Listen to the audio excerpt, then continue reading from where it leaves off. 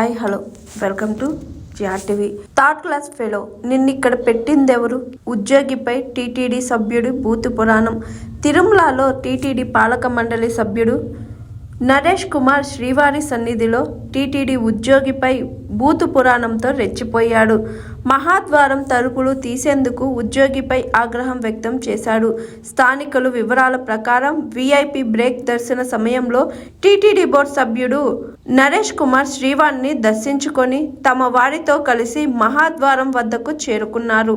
అప్పటికే తలుపులను టీటీడీ ఉద్యోగి బాలాజీ అధికారుల ఆదేశాలతో మూసివేశాడు. ఈ క్రమంలో నరేష్ కుమార్ తలుపులు తీయాలని కోరగా ఈవో అడిషనల్ ఈవో ఆదేశాల మేరకు మహాద్వారం గేటు నుంచి ఎవరిని పంపడం లేదని బదులిచ్చాడు. దీంతో సహనం కోల్పోయిన నరేష్ కుమార్ బాలాజీని థర్డ్ క్లాస్ నా కొడుకువి, నిన్నిక్కడ పెట్టిందెవరు? ఏమనుకుంటున్నావు? ఎవరితో ఎలా ప్రవర్తించాలో తెలియదా? నువ్వు బయటకు పో అని ఉద్యోగిని బూతులు తిట్టాడు.